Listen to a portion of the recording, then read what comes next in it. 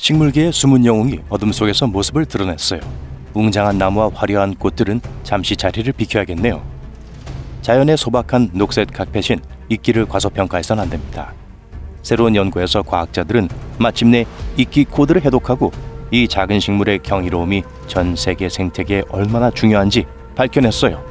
연구원들은 인디아나 존스도 부러워할 만한 이끼 사냥 탐험을 위해 8개의 다른 생태계에 걸쳐 100곳이 넘는 장소를 샅샅이 조사했습니다. 그 결과 이끼는 광활한 캐나다 면적과 비견할 940만 제곱킬로미터에 달하는 놀라운 면적을 덮고 있다는 사실을 발견했어요. 놀랍죠? 그렇다면 이 이끼의 특징은 무엇일까요? 우선 이끼는 일반 식물처럼 화려한 배관 시스템을 갖추고 있지 않아요. 대신 이 건방진 이끼는 대기 중의 물을 교묘하게 빨아들여 생존합니다. 자연의 작은 물 흡수 스펀지라고 생각하면 돼요. 특히 호주의 건조한 지역에서 발견되는 일부 이끼는 생존의 기술을 마스터했습니다. 이끼는 가뭄이 심해지고 물이 부족해지면 다른 식물처럼 죽지 않아요. 대신 단단한 공 모양으로 말려서 정지 상태에 돌아갑니다. 동면과 비슷한 상태에 들어가요. 과학자들은 무려 한 세기 동안 뭉쳐서 동면하고 있던 이끼를 연구하기도 했습니다. 이끼에 물을 뿌려주자 짜잔! 식물 분해의 법칙은 무시하고 다시 살아났어요. 하지만 환경에 미치는 영향은 어떨까요? 이 녹색 슈퍼히어로들은 영양분 순환에 중요한 역할을 하며 질소, 인, 유기물과 같은 원소를 크게 증가시킵니다. 이 연구에서 이끼가 없는 토양과 이끼가 있는 토양을 비교한 결과 이끼가 있는 토양이 훨씬 더 좋았다고 해요. 이끼는 영양분을 매우 효율적으로 분배하고 대기의 과부하가 걸리면 문제를 일으키는 성가신 요소인 엄청난 양의 탄소를 저장합니다. 이끼는 성가신 병원균을 억제하는 데도 탁월합니다. 과학자들은 이끼가 있는 지역은 토양에 잠재적인 식물 질병이 더 적게 숨어 있다는 사실을 발견했습니다. 이제 이끼의 조경 기술에 대해 이야기해 볼게요. 얽히고 설킨 뿌리를 가진 이 식물은 자연의 토양 엔지니어로 마치 녹색 건설 대원처럼 모든 것을 하나로 묶어줍니다. 이끼의 얕은 뿌리는 다양한 식물이 번성할 수 있는 안정적인 표면을 만들어 복잡한 생태계가 번성할 수 있는 길을 열어줘요. 사막이나 툰드라처럼 나무가 밟기 두려운 곳에서는 이끼가 그 역할을 대신합니다. 이 달력적인 유기체는 이러한 열악한 환경을 지배하며 나무가 감히 엄두도 내지 못한 곳에 꼭 필요한 생물 다양성과 생명을 제공해요. 고밀도 이끼는 무성한 매트와 잔디를 만들어 척박해 보이는 이 지역의 토양과 생태계를 풍요롭게 만드는 데 기여합니다. 이끼의 마지막 속임수가 하나 더 있어요. 화산 폭발과 같은 큰 교란이 일어나 대지가 황폐해지면 누가 가장 먼저 다시 살아날까요? 회복력이 강한 남조류와 조류와 함께 이끼는 불운한 지형에 빠르게 서식하며 재생의 과정을 시작해요. 어떤 이끼는 빛의 슈퍼히어로기도 해요. 저조도 환경에서도 빠르게 적응할 수 있기 때문에 심지어 동굴에서 자라는 대담함도 가지고 있어요. 어떤 이끼종은 용의 금이라고 불립니다. 이 이끼는 화려한 에메랄드 빛으로 빛나는 쇼를 하는 방법을 알고 있어요. 이 이끼는 어떻게 그렇게 빛을 발할 수 있을까요? 먼저 이끼 보자에서 돋아나는 실 모양의 놀라운 구조물인 프로토네마가 있습니다.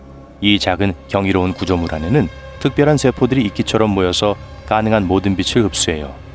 그것만으로는 충분하지 않다면 렌즈 모양의 세포도 일부 참여해서 빛에 약간의 초점을 맞춥니다. 그리고 빛이 납니다.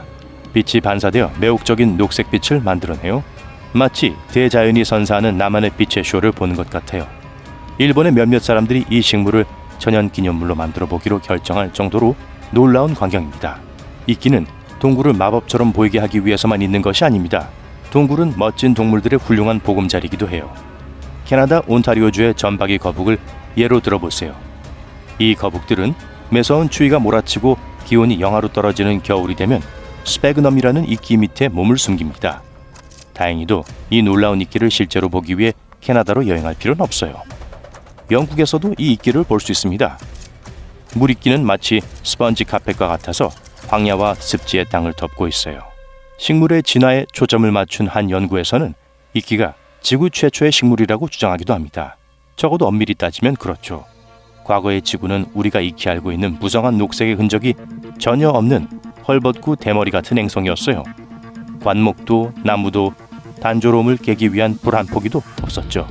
처음에 과학자들은 지구의 바다를 벗어나 육지로 나온 최초의 식물은 단순한 식물이라고 생각했습니다. 하지만 이 연구는 기존의 생각을 뒤집었습니다. 초창기 개척자들은 단순하지 않았고 실제로는 매우 복잡한 존재였다는 것이 밝혀졌어요. 황량한 바닷속에서 이끼, 뿔풀, 간풀 등 놀라운 식물들이 육상식물의 진정한 선구자로 부상한 것이 밝혀졌습니다. 여러분이 무슨 생각을 하는지 알아요. 근데 잠깐만요. 간풀은 비바람이 불고 난 후 정원에서 발견되는 끈적끈적하고 질적거리는 것이 아닌가요? 네, 맞습니다. 하지만 소박한 외모에 속지 마세요. 이끼를 정원 가꾸기에 성가신 존재로 여기는 분들도 많지만 사실 이끼는 야외 오아시스의 환상적인 추가 요소가 될 수 있습니다. 이끼 정원의 가장 좋은 점은 무엇일까요? 이끼를 어떻게 보이게 할지 완벽하게 제어할 수 있다는 점입니다. 이끼를 바닥에 깔거나 난간에 올려놓거나 바위에 붙여 열대우림의 분위기를 연출할 수도 있어요. 용기나 테라리움, 녹색 벽에 이끼를 키우면 실내에서도 이끼의 마법 같은 분위기를 연출할 수 있습니다. 이제 이끼 키우기 모험을 시작하기 전에 사용할 수 있는 이끼의 종류에 대해 알아보세요. 수직으로 자라며 불꽃처럼 뻗어나오는 귀여운 줄기를 가진 이끼의 일종인 침엽수 이끼가 있습니다. 섬세하기 때문에 건드리거나 밟지 않도록 주의하세요. 반면에 집에서 사용할 수 있는 또 다른 종류, 다육이끼는 양치류에 가깝고 포근한 카페처럼 넓게 퍼지는 종류도 있습니다. 이 이끼는 약간의 발자국과 외부의 방해에도 견딜 수 있어요. 다른 종류의 식물이 아니라 이끼를 선택한 이유는 무엇일까요? 우선 관리가 간편합니다. 이제 물을 주고 정원을 돌보는데 끝없이 시간을 소비하지 않아도 돼요. 이끼는 물 없이도 몇 달 동안 생존할 수 있으며 말라 죽어도 저절로 다시 살아납니다. 물을 많이 마시고 비료에 의존하는 다른 식물과는 달리 이끼는 최소한의 수분으로 만족하며 번성하는데 화학물질이 필요하지 않아요. 따라서 물을 절약할 수 있을 뿐만 아니라 유해물질이 토양으로 스며들어 대자연을 파괴하는 것을 방지할 수 있습니다. 이끼는 천연 공기청정기이기도 해요. 실내에서 이끼를 키우면 이끼는 생물학적 여과 시스템 역할을 합니다. 불쾌한 입자를 흡수해서 깨끗한 공기로 바꾸고 다시 공간으로 방출해요. 이제 이끼의 경이로움을 확신하셨으니 타이밍에 대해 이야기해 보겠습니다. 이끼를 키우기에 가장 좋은 시기는 봄 초입니다. 이때는 햇빛이 더 낮은 각도로 들어오고 땅이 겨울 비와 눈으로 인해 아직 촉촉한 상태죠. 실내에서 이끼를 키울 때는 선택은 여러분의 몫입니다. 이끼에 햇빛과 물이 닿을 수 있도록 하고 공간의 온도만 잘 관리하면 돼요. 집의 위치나 햇빛의 양에 따라 다소 까다로울 수도 있습니다. 하지만 약간의 계획과 노력으로 실내 이끼가 번성할 수 있는 완벽한 환경을 조성할 수 있으니 걱정하지 마세요. 테라리움의 멋진 세계를 잊지 마세요. 나만의 이끼 낀 미니어처 풍경을 만들고 싶다면 테라리움이 제격입니다.